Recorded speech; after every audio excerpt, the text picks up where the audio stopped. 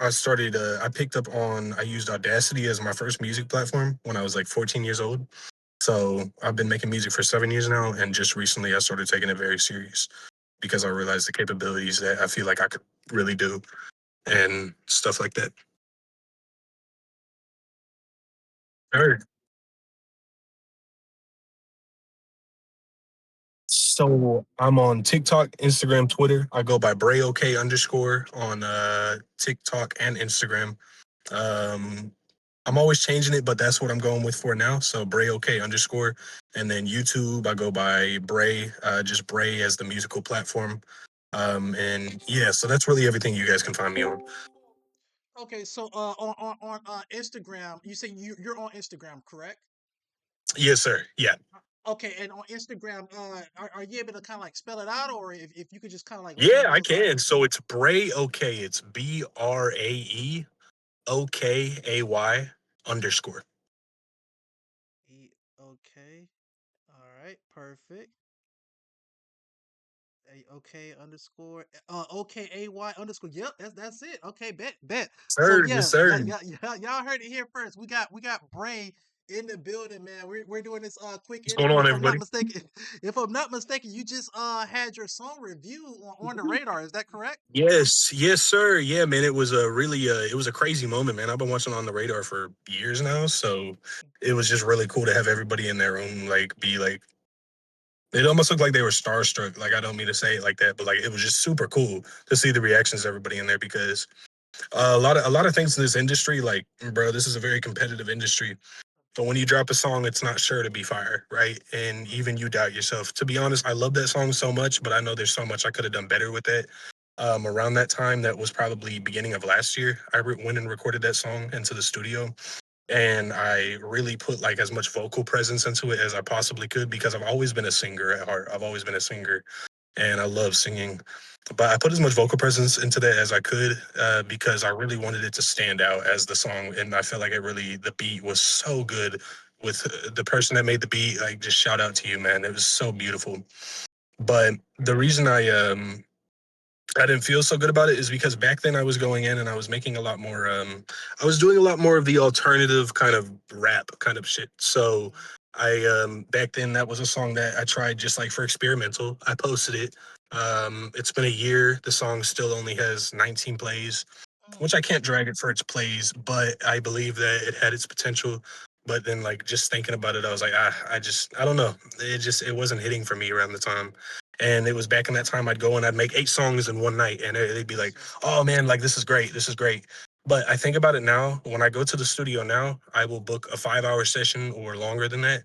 And I will make sure I only make 1 or 2 songs within that time because a lot of things that artists need to understand, especially nowadays, is that it's so important to perfect your craft. Excuse me, Right. perfect your craft. Like, if you're a rapper and you're going in there, you're making 8 songs, fantastic. But if you are a singer, don't go in there and be like, oh, I'm gonna make 8 songs tonight. No, like, go into a song, and even when you think it's finished, make sure you listen to it again and make sure you really think it's finished because you can mix all the highs and the lows, like, and stuff like that. Like, it's very, to me, that's what's important. But that's what this song meant to me, and especially getting it on the radar, it was just really a cool moment for sure.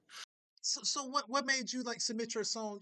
Today this is my first time seeing you. Like, do you always submit your song, Yeah. or was you So just happened to be at no, the right place at the right time, or? it was a right place, right time kind of thing because I really tried my best to. Last week I came in and I saw they were live, and I was like, because I've always watched their live stuff, like especially with the artists and stuff. So I came in and I was like, oh, I need to do my song submission, but I realized it was like too late. And I realized I was like, how have I never tried this before? So I joined the Discord and stuff, especially when they were like, oh man, come join the Discord, come join up, because this is gonna like really like you could get in early. So I did that, and then I had the skip thing. I was like, I feel like I want my song to play first. And I didn't know how they were going to react to it. I just knew that I wanted to send in a song. I came out of the studio. Right now, I'm focusing on a lot of pop rock. I've come into the pop scene. I love pop. I think that it is my strong suit. You can sing, you can scream, you can do whatever. I have a raspy voice. I used to be a heavy smoker. So that helped a lot. But no, pretty much, yeah, on that. I'm sorry, I have ADHD. I backtrack a lot. Uh, But Nah, I the yeah, right place at the right time. You said you was at the right place at the right time as far as the song submission. yeah, That's what you're it saying. felt like the right place, right time, and I was just like, so I tried to send in the song I just made called Heart Hides, which I'm not releasing yet, but I did just film downtown for it. Okay. But the song I'm releasing that one, and I feel like that's probably one of the best songs I've ever made. And so I posted like a private link to SoundCloud, but then it said SoundCloud leaks aren't allowed on the submission. And I was like, oh fuck. I was like, bro, Mm. I really want y'all to hear like one of my songs or something. So I went to my songs and I was like, it was just a spur of the moment. I was like, fuck it, passion was pain. Here you go. Mm. And Dang, then, what the I'm just so glad that they loved it because wow, that's huge. That's huge. yeah, it was super awesome, man. It really was. It was so fucking cool. Dang. I definitely need to if you have that on hand, like not right now, because I know you're in the car or whatnot, but Yeah, if you could send that to me, man, like if you could put it into the chat. Oh, you have it already? Oh, he already have it pulled up.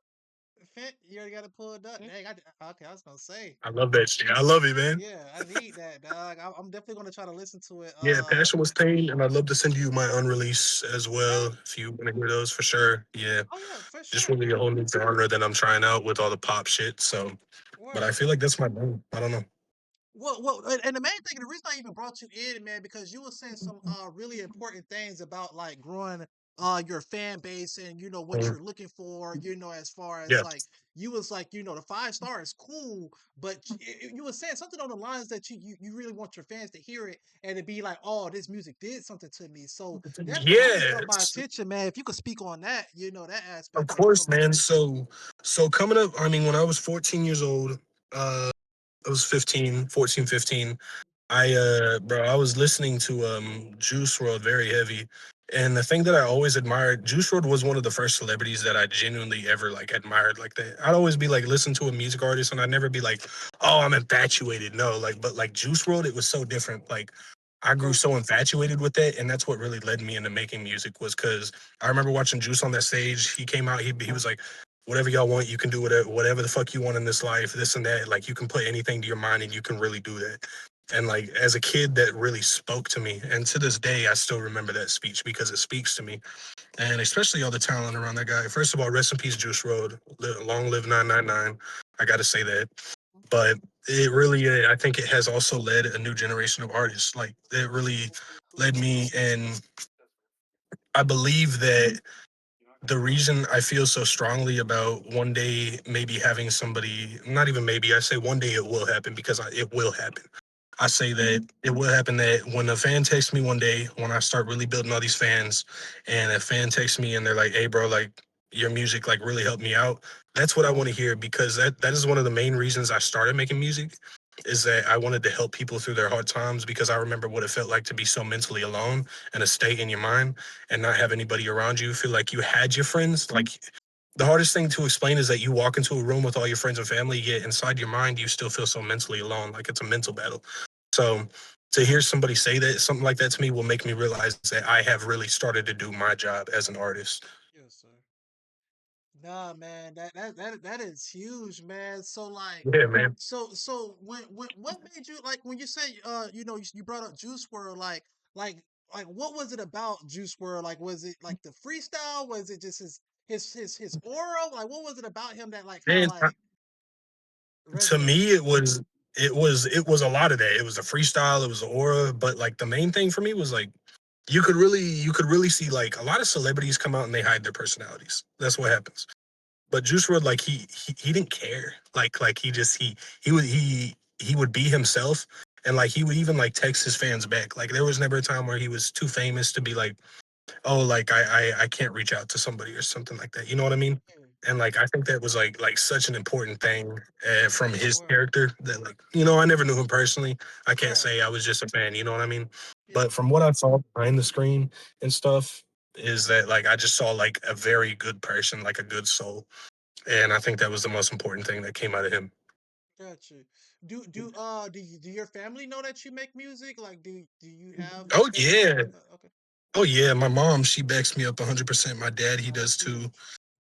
The other day, my mom was like, "Oh, when you get famous, make sure you buy me that new car." And I was like, I promise, mama." Which is it's so like it makes me laugh, but like it's really cool to hear because there was a time I was making music, when I first started, and everyone was just like, that's how family be. That's how family be. They think they trying to protect you, but it's like it's also just like you should go and face your dreams. You go chase your dreams because no one else is gonna do that for you.